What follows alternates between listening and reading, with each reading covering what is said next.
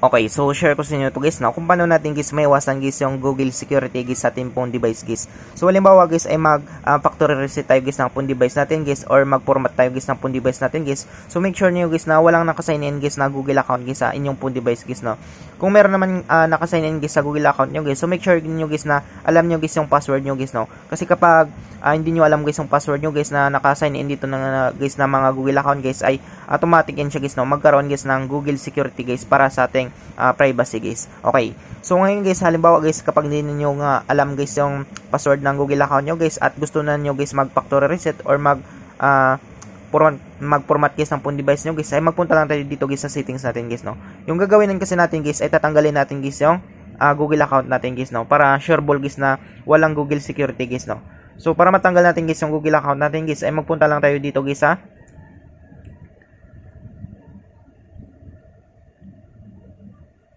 account and sync na ito guys no. Ito guys, hanapin lang natin guys yung account and sync na ito. Yan. Tapos dito natin guys makita guys lahat guys ng mga account natin guys no. Yan. So dito guys merong naka-sign in guys na Google account guys no. Yan. Yan. So meron ditong dalawang naka-login dito. So itong dalawa na ito guys, kailangan natin guys ma-remove ito guys no. Kasi kapag hindi natin na-remove ito guys, tapos nag-factory reset tayo or nag-format tayo guys ng phone device natin guys, ay automatic yan siya guys no. Magkaroon guys ng Google security guys no. So hingiin ito guys yung password ng Gmail account natin na ito. So ito, pwedeng itong isa na ito or dalawa na ito guys no. Yan. So dalawa yan sila guys no. Pwedeng magkaroon guys ng Google security. Ito guys yung phone device natin guys. Just in case guys na ni-reformat natin guys or na factory reset natin guys yung phone device natin guys. Yan. So ngayon guys, halimbawa hindi na nyo alam guys yung ano na ito guys, yung password ng Gmail nyo guys. So pwede natin tanggalin ito guys no. So para matanggal natin ito guys, click lang natin ito guys yung isang Gmail na ito. Yan. Gagawin natin guys, click lang natin guys yung remove account. So ito naman kasi guys, hindi ko na din alam guys yung password nito na guys ng Gmail account na ito. Kaya i-remove ko na ito guys. So remove account, click natin guys yung okay. Yan. So pagka-click natin ng okay guys, ay isa na lang yung natitira dito guys. So tanggalin rin natin ito guys no. Hindi ko rin alam guys kung ano nito. Kung ano guys yung password nito. So click lang natin guys remove account. Click natin guys yung okay. Yan. So wala na siya guys no. So mas maganda guys pang remove na natin guys yung mga account na ito. So halos hindi ko rin alam ito guys yung mga password nito guys no. Yan. So kung makita nyo guys, Facebook na lang tsaka Messenger. Yan. So kung ano talaga kayo guys, pwede nyo siya guys tanggalin guys lahat guys no. Kasi magre-remove naman kayo guys. Magre-reset na rin kayo guys ng phone device nyo guys no. Or mag-factory reset na rin kayo guys. So pwede natin i-remove yan lahat guys no. Para pag mag-factory reset tayo or mag-format tayo guys ay wala nang Google security guys na magharang sa atin guys no. Yan. So remove na yan guys. Yan. So naka-remove na yan lahat guys no.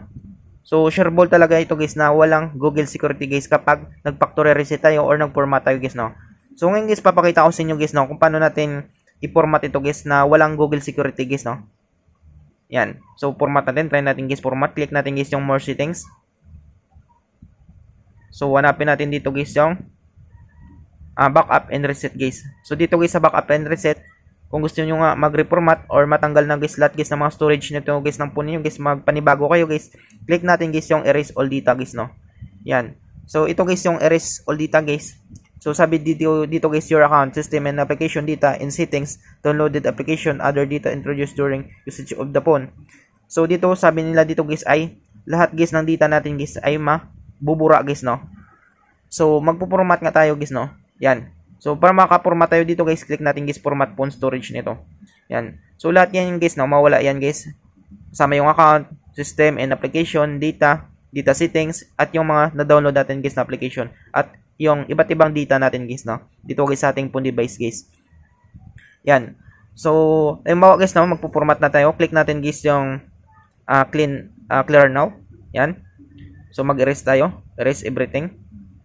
So papakita ko lang sa inyo guys no, sample ito guys na walang Google security guys no. Yan. So magano yan siya guys, magre-reboot yan siya, automatic magre-reboot yan. So antayin lang natin guys no. Medyo matagal-tagal guys yung reboot yan guys. So at least guys mapapakita ko sa inyo guys na walang Google security guys, no. Kasi kapag naka-sign in guys yung Google account nyo guys sa phone device nyo guys at hindi nyo natanggal guys, automatic yan siya guys, no. Magkakaroon guys ng Google security guys yung inyong phone device guys, no, para din guys sa inyong privacy guys. Yan. So kapag hindi naman hindi nyo matandaan or nakalimutan na talaga nyo yung password nyo, so pwede nyo yung i-remove guys, no, para sureball guys na walang Google security guys sa phone device nyo guys kapag mag-format kayo or mag-factory reset kayo guys ng phone device nyo guys. So nakalagay dito guys, wiping data, please do not perform any operation. So wala tayong gagalawin dyan guys, no. Ayan lang natin guys hanggang mapuno yan siya. Antayin na lang natin guys, magpunta tayo guys sa menu guys.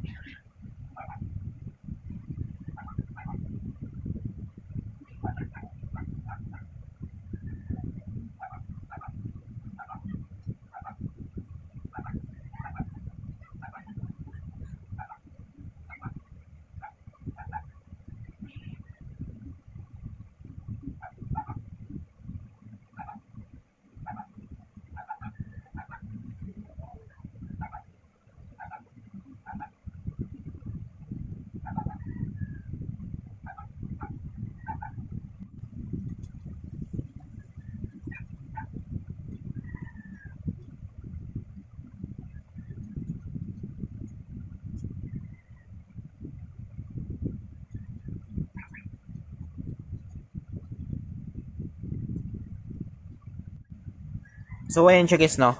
So click natin guys yung set up your phone.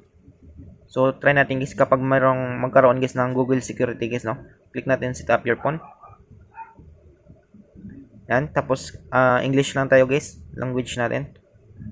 So pwede rin sa inyo guys na kung mag-Pilipino kayo guys. Yan. So sa akin guys English guys, no. So region guys ay Philippines guys. Click natin guys yung next. Yan, tapos agree lang tayo guys sa agreement in terms. Tapos click natin guys yung skip.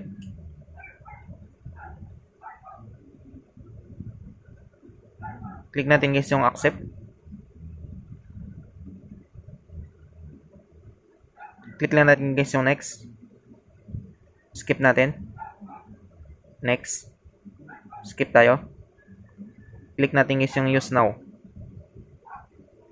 Yan. So kung makita nyo guys ay walang Google security guys, no. Kasi guys ay natanggal natin guys yung mga Gmail account doon guys sa settings natin guys. Yan. So I hope guys na makatulong sa inyo itong video tutorial natin guys. Sa mga bago pa lang sa ating channel guys, no, huwag natin guys kalimutan guys i-click guys yung subscribe at yung notification bell button para ma-update ko kayo guys sa susunod natin guys na video tutorial. Thank you guys and God bless sa lahat.